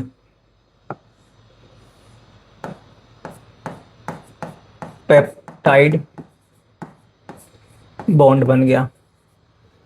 ये जो पेप्टाइड बॉन्ड बनता है between carboxylic group of first amino acid and amine group of second amino acid, ठीक है। दूसरी बात ये जो पेप्टाइड बॉन्ड बनता है, पेप्टाइड बॉन्ड बनने का जो काम है यहाँ पे किसी प्रोटीन या एंजाइम का नहीं होता, बल्कि किसका होता है, आरएनए का होता है। ये हम डिस्कस कर चुके हैं। यहाँ पे जो आरएनए है, एक्चुअल में जो आरएनए है, राइबोसोम के अंदर जो आरएनए प्रेजेंट है, राइबोसोम की जो लार्जर यूनिट है उसके अंदर जो आरएनए प्रेजेंट है वो यहाँ पे एंजाइम की तरह काम करता है। इसी को हम क्या बोलते हैं, यहाँ पे राइबोजाइम। पेप्टाइड बॉन्ड का जो फॉर्मेशन है it is done by RNA. RNA act as enzyme, क्या बोल देंगे इसको हम, राइबोजाइम। अब देखिए ये भी हम डिस्कस कर चुके हैं। जैसे ये बात करें हम प्रोकैरियोट के बारे में, ये जो यूनिट है हमने कौन सी ली है, 50s, ये 30s है, ये 50s है। तो ये 50s यूनिट है, उसके अंदर होते हैं दो टाइप के RRNA, एक होता है 23s, दूसरा कौन सा होता है 5s। तो इनमें से जो 23s RRNA है प्रोकैरियोट के अंदर, जो 23s RRNA होता है लार्जर यूनिट का, वो काम करता है राइबोजाइम की तरह। मतलब ये बनेगा क्या, पेप्टाइड बॉन्ड। अगर हम बात करते हैं अपने बारे में, तो हमारे अंदर जो लार्जर यूनिट है वो कौन सी होती है, 60s। 60s के अंदर मिलता है कौन सा, एक 28s RRNA। तो हम लोग के अंदर जो 28s RRNA है वो काम करेगा राइबोजाइम की तरह, एंड क्या बनेगा यहाँ पे, वो पेप्टाइड बॉन्ड। तो ये बन जाता है यहाँ पे क्या, पेप्टाइड बॉन्ड। अब देखिए यहाँ पे हुआ क्या, ये दोनों जो यहाँ पे टीआरएनए, तो ये दोनों जो अमीनो एसिड है ये किससे अटैच है, इस वाले टीआरएनए से। अच्छा, अब ये वाला जो टीआरएनए है भाई, इसने ये जो अमीनो एसिड था खुद रिलीज कर ही दिया। तो ये जो ये वाला टीआरएनए था, अब ये एग्जिट साइड से होता हुआ यहाँ से बाहर निकल जाएगा। इसका काम अब हो चुका है, ठीक है ना। इसने जो अमीनो एसिड था वो किसको दे दिया, इसको दे दिया, मतलब यहाँ से अटैच हो गया। अब दोनों जो अमीनो एसिड है ये किससे अटैच्ड है, इस सिंगल टीआरएनए से, ठीक है। फर्स्ट वाला जो टीआरएनए था ये ई साइड यानी कि जो एग्जिट साइड है वहां से होता हुआ ये बाहर निकल जाता है, ठीक है। तो अब इस समय देखिए क्या है, दोनों जो अमीनो एसिड है ये कहाँ पे प्रेजेंट है, इस वाले टीआरएनए पे प्रेजेंट है। अब देखिए क्या होता है, जैसे ये दोनों जो कोडोन है फर्स्ट एंड सेकंड, दोनों कोडोन जो है ये कोड हो चुके हैं। भाई फर्स्ट वाला जो कोडोन था हमने क्या लिया था, AUG, AUG codes for methionine. Second हमने मान लेते कोई सा भी ले लिया, जैसे मान लेते हैं GAG, GAG codes for glutamic acid. तो दो कोड तो पहले ही कोड हो चुके हैं। फर्स्ट कोड का ये रहा अमीनो एसिड, सेकंड कोड का ये रहा अमीनो एसिड। अब जो थर्ड कोड है, मान लीजिए थर्ड कोड कहाँ पर है, बाहर है, जो राइबोसोम का कॉम्प्लेक्स है उसके बाहर है। लेकिन कोड को रीड करने के लिए जो कोड है वो कहाँ होना चाहिए, कॉम्प्लेक्स के अंदर होना चाहिए। तो अब क्या होगा, ये दोनों तो कोड हो ही चुके हैं। अब ये जो पूरा राइबोसोम है ये शिफ्ट होता है, मतलब ये ट्रांसलोकेट करता है, ये मूव करता है इस mRNA के अलोंग। इसको हम बोलते हैं क्या, ट्रांसलोकेशन।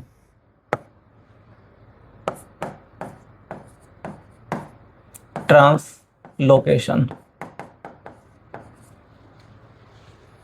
मतलब न तो देखिए यहाँ पे केवल मूव कौन कर रहा है, राइबोसोम।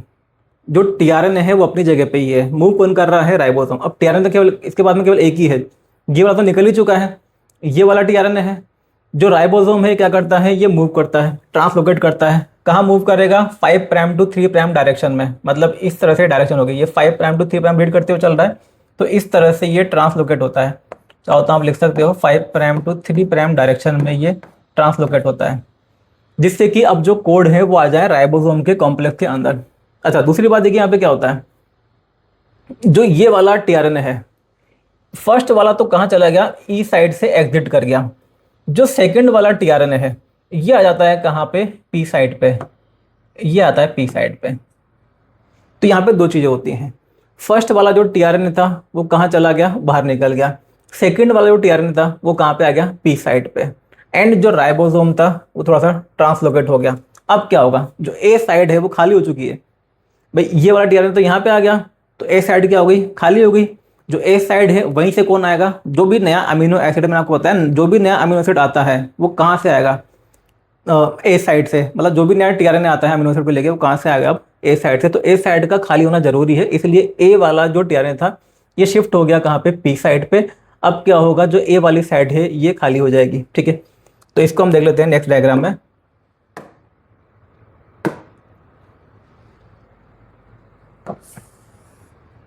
ये 5 प्राइम एंड ये क्या है, 3 प्राइम।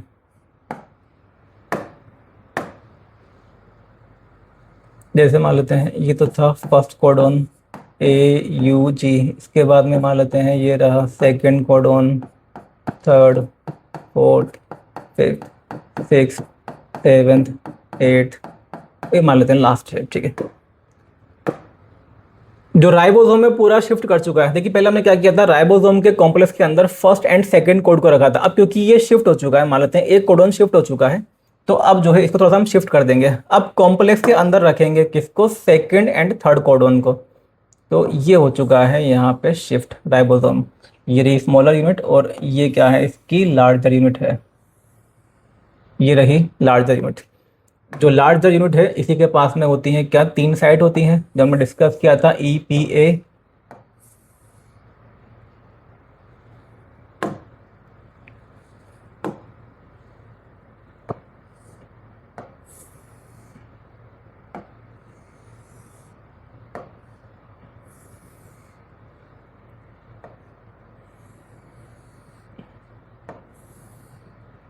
ये E साइट, ये क्या है P साइट, ये A साइट। हमने यहाँ पे ये भी देखा था कि ये वाला जो टीआरएन था कौन सा, सेकंड वाला, ये कहाँ पे आता है, P साइड पे। एंड इसी के पास में क्या है, दोनों अमीनो एसिड हैं।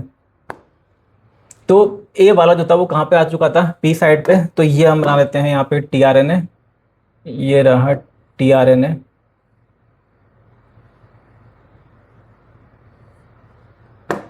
इसके पास में प्रेजेंट है दोनों amino acid, amino acid number second, and इससे अटैच था अमीनो एसिड नंबर फर्स्ट। तो जो टीआरएनए है कौन सा, पी साइड पे, इसके पास में प्रेजेंट है 2 amino acid, first and second. A जो साइड है वो क्या है, खाली है। अब देखिए फर्स्ट एंड सेकंड कोड ये दोनों तो रीड हो चुके हैं, तो उसी के लिए क्या है, ये 2 अमीनो एसिड है। अब जो तीसरा कोड है, यानी कि जो ए साइड है ये खाली है, यहाँ पे प्रेजेंट है तीसरा कोडोन। अब आएगा यहाँ पे कौन, तीसरा टीआरएनए आएगा। टीआरएनए लेके आएगा जो भी यहाँ पे कोडोन होगा उसके अकॉर्डिंग जो अमीनो एसिड है उसको लेके आएगा। मान लेते हैं यहाँ पे क्या है, तीसरा कोडोन है, मान लेते हैं GUG, GUG codes for valine. तो अब आता है यहाँ पे कौन, तीसरा टीआरएनए, ये आ गया तीसरा टीआरएनए। इसके भी 3 प्राइम एंड पे क्या होगा, अमीनो एसिड होगा। अब देखिए सारा जो प्रोसेस है वो रिपीट होगा, अब इसमें कुछ नया नहीं बचता है। ये आ गया, ए साइड से एंटर किया तीसरा वाला टीआरएनए, ठीक है। अब देखिए पहला काम तो क्या होगा, जैसे हमने लास्ट केस में देखा था, ये वाला टीआरएनए, मतलब ये वाला जो टीआरएनए है जो कि पी साइड पे प्रेजेंट है, इसके बीच में और जो ये अमीनो एसिड नंबर सेकंड है, इनका जो लिंक है ये क्या होता है, यहाँ से ब्रेक हो जाएगा। ये लिंक यहाँ से ब्रेक होता है, ये लिंक यहाँ से ब्रेक हुआ। सेकंड एंड जो थर्ड अमीनो एसिड है इनके बीच में भी क्या बन जाएगा, यहाँ पे पेप्टाइड बॉन्ड, यहाँ पे फिर से क्या बन जाएगा, पेप्टाइड बॉन्ड। तो ये बन गया इनके बीच में पेप्टाइड बॉन्ड।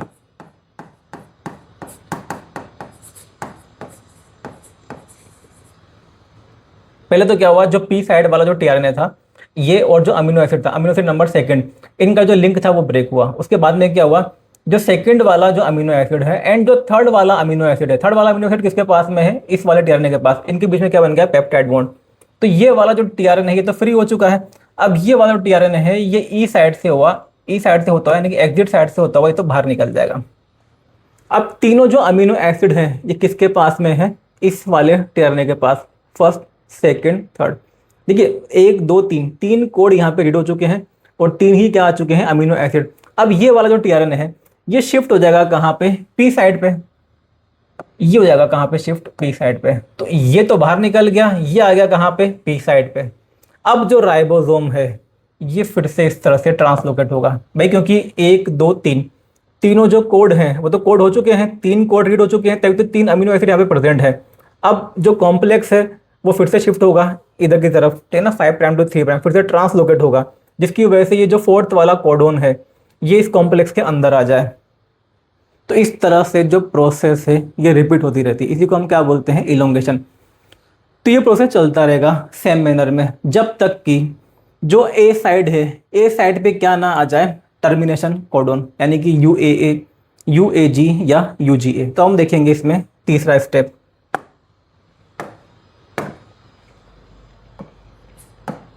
टर्मिनेशन।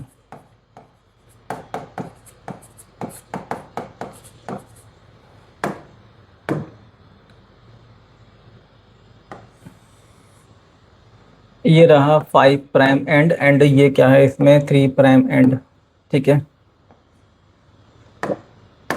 अब यहाँ पे मान लेते हैं कुछ कोड्स, जैसे मान लेते हैं यहाँ पे तो था AUG, ये रहा second third fourth fifth 6 7 8 9 and ये मान लेते हैं 10, ठीक है। 10 वाली, वैसे तो खैर कई सारे कोड होते हैं। यहाँ पे 10 वाली है, जो ये वाला जो कोड है मान लेते हैं ये है क्या, टर्मिनेशन कोडोन। मतलब ये या तो है UAA या फिर UAG या फिर UGA, इनको हम बोलते हैं टर्मिनेशन कोडोन या स्टॉप कोडोन। टर्मिनेशन कोडोन या क्या बोलते हैं इनको हम, स्टॉप कोडोन, UAA, UAG या UGA। देखिए ये जो कोड होते हैं ये किसी भी अमीनो एसिड को कोड नहीं करते हैं। तो जो कॉम्प्लेक्स था राइबोसोम का, मान लेते हैं यहाँ से मूव होता हुआ ये यहाँ पे आ चुका है। यहाँ पे मान लेते हैं ये तो रही राइबोसोम की स्मॉलर यूनिट, ये रही लार्जर यूनिट। देखिए यहाँ पे मान लेते हैं ये वाली ये जो 3 साइड होती हैं इसमें, यहाँ पे तो tRNA आ चुका है। यहाँ पे मान लेते हैं ये रहा tRNA।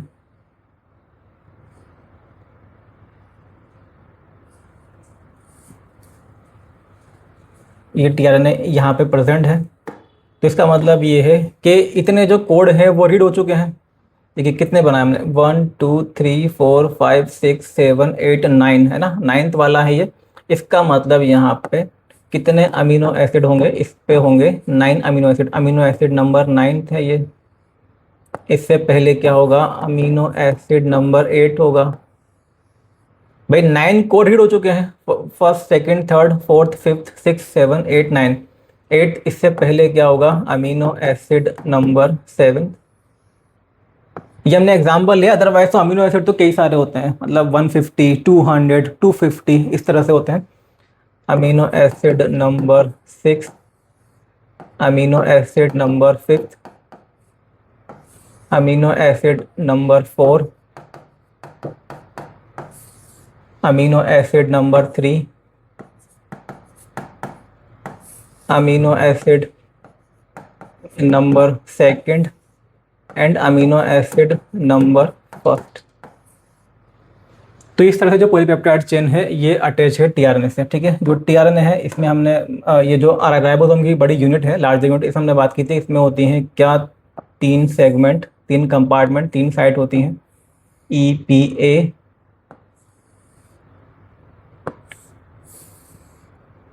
ये यहाँ पे ये E साइट है, ठीक है, ये EPA।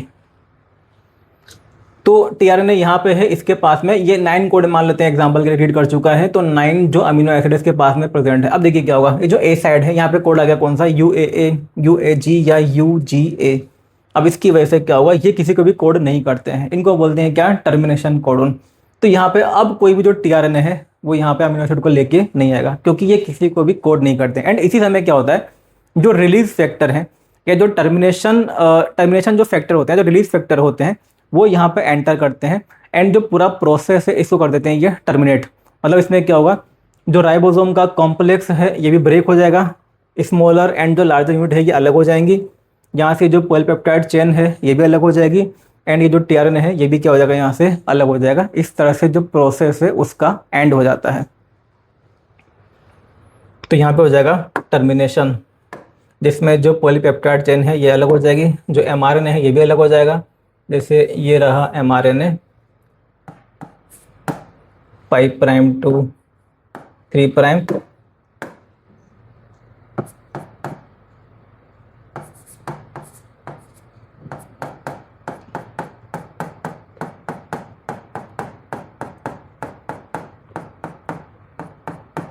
ये यहाँ पे लास्ट में क्या प्रेजेंट था, टर्मिनेशन कोडोन, ठीक है।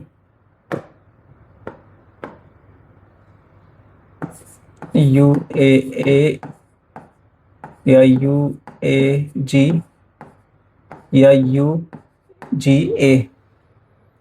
तो ये टर्मिनेशन कोडोन था, तो इससे पहले के जो भी कोड थे उनके अकॉर्डिंग क्या बन चुकी है, पॉलीपेप्टाइड चेन, ठीक है ना। तो ये मान लेते हैं ये बन चुकी है पॉलीपेप्टाइड चेन।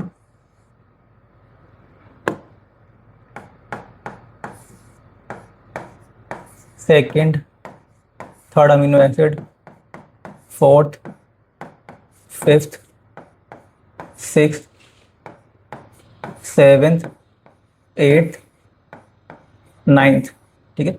ये है polypeptide chain, polypeptide chain. And ये क्या था, mRNA। एंड राइबोसोम की दोनों यूनिट होती है वो भी क्या हो चुकी है, यहाँ पे अलग हो चुकी है। राइबोसोम की ये मान लेते हैं ये रही लार्जर यूनिट, प्रोकैरियोट के केस में क्या हो गई है 50S, एंड ये मान लेते हैं क्या है स्मॉलर यूनिट, क्या हो गई है 30S, एंड ये मान लेते हैं tRNA, ठीक है। tRNA भी अलग हो चुका है। तो इस तरह से सारी जो चीज़ें हैं ये क्या होती है यहाँ पे टर्मिनेट, इस तरह से होता है यहाँ पे टर्मिनेशन। जब ए साइड पे कौन आ जाता है स्टॉप कोडन, तो आगे कोई भी जो tRNA अब वो नहीं आ सकता। रिलीज फैक्टर यहाँ पे एंटर होते हैं एंड जब प्रोसेस है उसको क्या कर देते हैं ये टर्मिनेट। देखिए प्रोसेस काफ़ी सिंपल सा है, एक बार आप थोड़ा सा इसको हम सुपरफिशियल लेवल पे देख लेते हैं।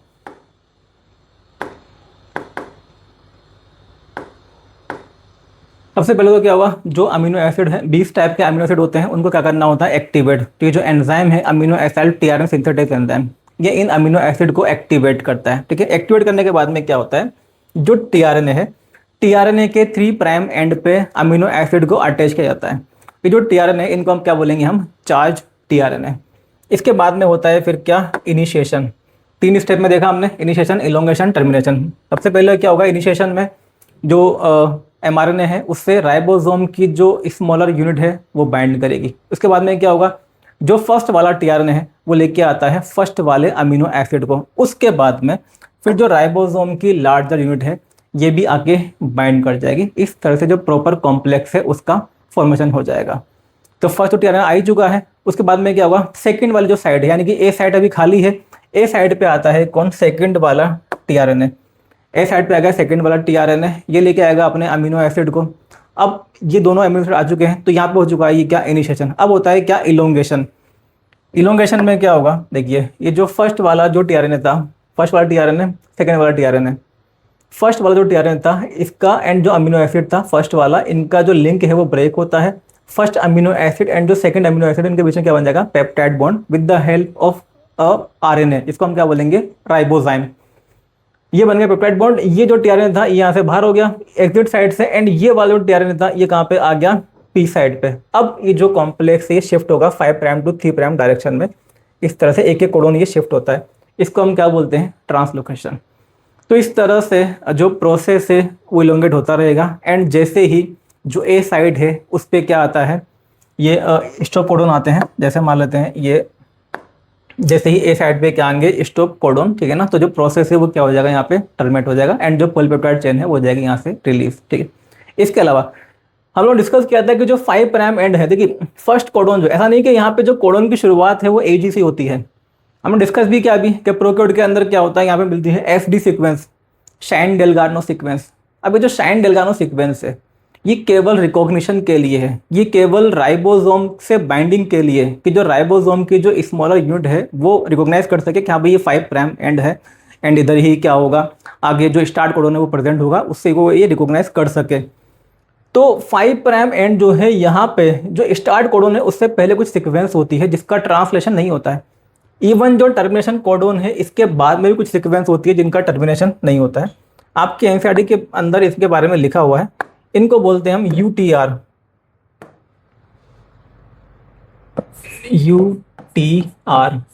UTR का मतलब क्या है, अनट्रांसलेटेड रीजन, अनट्रांसलेटेड रीजन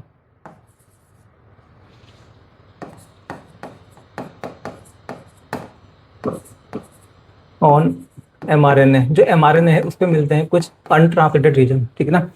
तो ये क्या एक तरह की सीक्वेंस है, sequence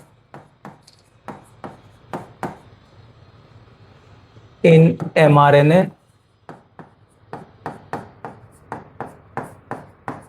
present before start codon. जो स्टार्ट कोडोन है उससे पहले भी सीक्वेंस मिलती है, present before start codon and after termination codon या स्टॉप कोडोन।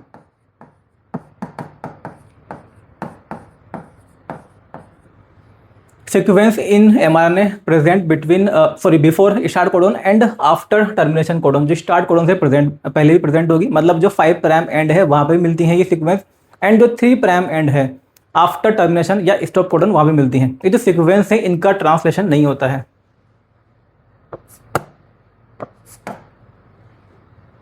These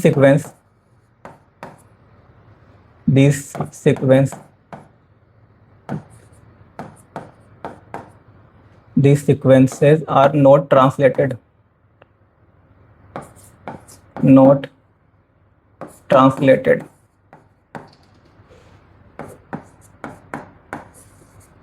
ये जो सीक्वेंस होती है इनका ट्रांसलेशन नहीं होता है, इसलिए इसको हम क्या बोल देते हैं, यूटीआर, अनट्रांसलेटेड रीजन। कहाँ होता है ये, एमआरएनए पे। ठीक है, अब देखिए एनसीईआरटी के अंदर बस इतना दिया हुआ है कि ये जो सीक्वेंस है इनका ट्रांसलेशन तो नहीं होगा, बस जो प्रोसेस है ट्रांसलेशन का उसको ये एफिशिएंट बनाता है। अब ये हम समझ भी चुके हैं कि कुछ चीज़ हमको इनके बारे में पता है, कुछ चीज़ें हमें नहीं पता है। हमें ये पता है कि हाँ भाई 5 प्राइम में जो एयूजी होता है, मतलब जो स्टार्ट कोडोन है, उससे पहले सीक्वेंस मिलती है जो कि रिकॉग्निशन में हेल्प कर रही है। जब रिकॉग्निशन होगा तभी जो राइबोसोम की स्मॉलर यूनिट है वो 5 प्राइम एंड पे बाइंड कर पाएगी। तो भाई सबसे पहला प्रोसेस तो यही है, रिकॉग्निशन होना, बाइंड करना, तभी जो ट्रांसलेशन का प्रोसेस है वो स्टार्ट हो पाता है। तो आपके एनसीईआरटी के अकॉर्डिंग लिख लेते हैं,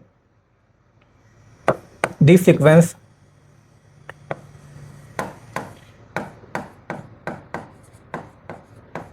जिनको हम क्या बोल रहे हैं, UTR, make translation efficient, make translation efficient. आप बोल सकते हो इनकी वजह से ही प्रॉपरली जो ट्रांसलेशन है वो हो पाता है। ठीक है ना, इनकी वजह से प्रॉपर यहाँ पे स्टार्ट हो पाएगा जो ट्रांसलेशन है। तो this sequence make translation efficient. तो ये होते हैं यूटीआर। इसके मतलब क्वेश्चन भी पूछा जा चुका है पहले एग्जाम में, तो आपको ध्यान रखना है यूटीआर कहाँ मिलेंगे, एमआरएनए पे before start codon and after stop codon, मतलब 5 प्राइम एंड पे भी होते हैं, 3 प्राइम एंड पे भी होते हैं।